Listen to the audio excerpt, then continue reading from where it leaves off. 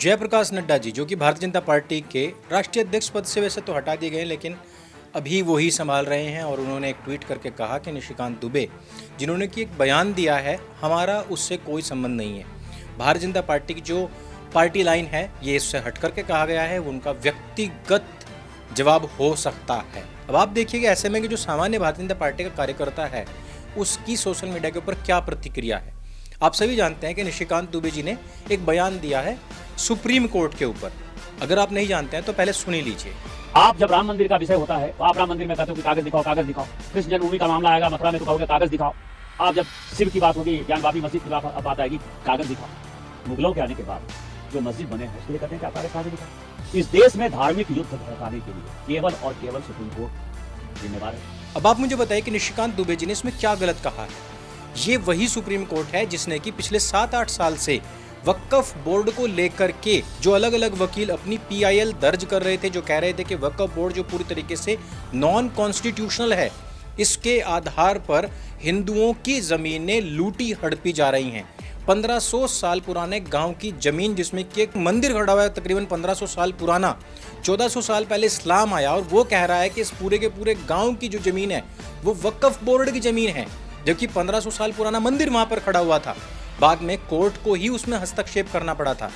न जाने कितने हिंदुओं की जमीनें अभी तक वक्फ के अधीन हो चुकी हैं।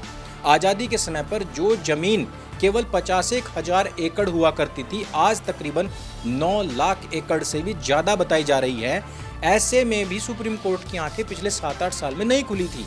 ऐसे में जब लोकतांत्रिक तरीके से चुनी गई सरकार ने आकर के उसके ऊपर एक नियम बनाने का प्रयास किया, तो यही सुप्रीम कोर्ट रात दिन आर कर रहा है और वो कह रहा है कि ये जो आपने बना दिया है ये नॉन कॉन्स्टिट्यूशनल है। अरे भाई, 7-8 साल से आपके यहाँ पर हम गुहार लगा रहे थे, तुमने कहा कि हमारे पास में टाइम ही नहीं है। दूसरी तरफ वो लोग रात के 12 बजे तुम्हारे यहाँ पर पहुंचे और तुमने कहा आओ यार, तोहफा कबूल करो, हमारे पास तो टाइम ही टाइम है। और सबसे पहले उन्होंने हिंदुस्तान के अंदर एक गलत और अवैधानिक तरीके से उतना ही लैंड वापस से ग्रैब करने वाली संस्था को मुक्त हस्त कर दिया। कितनी बड़ी लैंड, जितना कि ऑलरेडी वो पाकिस्तान के नाम पर भारत से छीन चुके थे। अब ऐसे में दूसरा सवाल ये कर रही है सुप्रीम कोर्ट कि इसमें हिंदुओं का नाम क्यों रखा गया या गैर मुसलमानों को सदस्य के रूप में क्यों रखा गया है, जबकि दूसरी तरफ हिंदुओं की जितनी भी संस्थाएं होती हैं जो कि हिंदुओं के मंदिरों की जमीनों का रखरखाव करती हैं, उसमें तो कोई मुसलमान या गैर हिंदू व्यक्ति सदस्य नहीं होता। ऐसे में ये बात वो सुप्रीम कोर्ट कर रहा है जो रात दिन तर्क की बात करता है और कहता है एविडेंस के ऊपर, एविडेंस के आधार पर बात करो। भले आदमी, कोई भी आदमी इस बात को सुन करके अपने माथे में हाथ मारेगा कि यार ये जबरदस्ती में हमारा कोर्ट मुगलाई अनुयायी क्यों बनना चाह रहा है, ये जबरदस्ती में उन लोगों की तशरीफें क्यों चाटना चाह रहा है। अब आप जरा सोचिए कि जिस वक्फ बोर्ड ने हजारों लाखों हिंदुओं की हजारों एकड़ जमीन इलीगली ग्रैब कर ली हो, ऐसे में क्या हिंदू सदस्य वहां पर नहीं होने चाहिए। आप एक नियम बना दीजिए कि किसी भी हिंदू की जमीन कभी भी कोई भी वक्फ नहीं कर सकता जब तक कि उसको खरीद नहीं लेगा। खरीद करके वक्फ कर दे, ना कि इस प्रकार से जिस प्रकार से तमिलनाडु में 1500 साल पुरानी जमीन को ऐसे ही वक्फ लिखवा दिया। और ऐसे हजारों लाखों मामले हैं। यानी कि हिंदुओं की जमीन आप इलीगली ग्रैब कर सकते हो, लेकिन हिंदू सदस्य उसमें नहीं होना चाहिए, ताकि ग्रैब होने के बाद में जब वो मामला वहां पर पहुंचे तो फैसला लेने वाले सदस्य भी सारे मुसलमान हो। यानी कि उनकी अंदरूनी खिचड़ी पकती रहे, हिंदुओं की जमीनें उसी प्रकार से ग्रैब करती जाती रहे।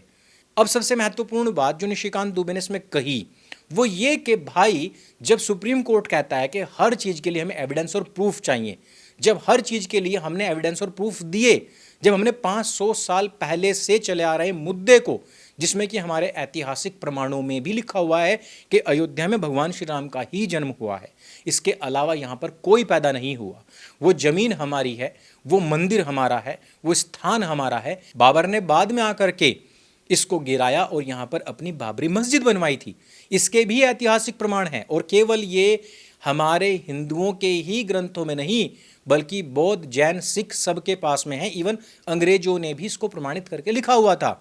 लेकिन अंग्रेजों के आधार पर चलने वाले सुप्रीम कोर्ट, उनके बनाए हुए कानूनों को मानने वाले सुप्रीम कोर्ट और इसके सारे के सारे जितने भी सीजेआई थे पिछले 75 साल, कम से कम आज़ादी के टाइम को तो ले ही लो, सारों ने इसको नकारा था। इवन कांग्रेस की हर एक सरकार ने इसको नकारा था।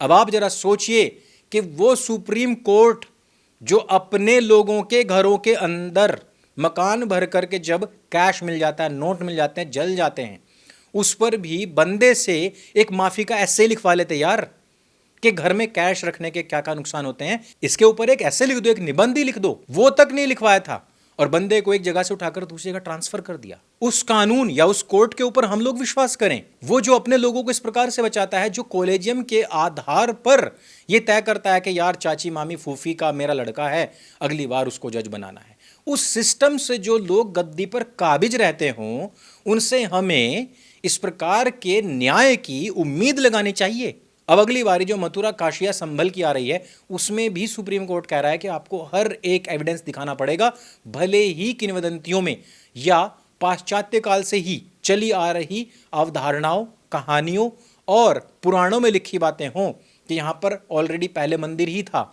लेकिन हम तो आंखों देखी पर विश्वास करते हैं, कानों सुनी पर नहीं। हमें हर एक नक्शा, हर एक प्रमाण अपने सामने चाहिए।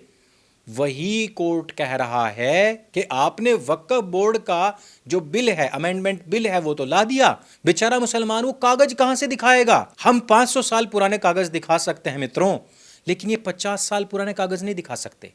ये कह देते हैं कि जहां हमने एक बार नमाज पढ़ ली, वहां की जमीन हमारी हो गई, वो वक्फ भी कर सकते हैं। ये तो नदियों में नमाज पढ़ रहे हैं, ये तो घोड़े के ऊपर, भैंसे के ऊपर, बैल के ऊपर खड़े होकर के नमाज पढ़ रहे हैं। इवन ये भी छोड़ दीजिए, समुद्र के अंदर जाकर के नमाज पढ़ रहे हैं। ये तो प्लेन में नमाज पढ़ रहे हैं, ट्रेन में नमाज पढ़ रहे हैं। इवन किसी को नहीं मिला तो बहुत ऊपर जाकर के किसी टावर पर चढ़ करके नमाज पढ़ दिया, उसको भी कह देंगे कि ये तो वक्फ बाय यूजर है और इसका कोई इस्तेमाल हमने कर लिया है। अब कल को वो मौलाना जाकर के कह दे कि यहां मैंने क्योंकि नमाज पढ़ ली है तो ये मेरी हो गई, तो उनको ये भी याद रखना चाहिए कि भाई हिंदुओं के घर में लोहा भी रखा हुआ है।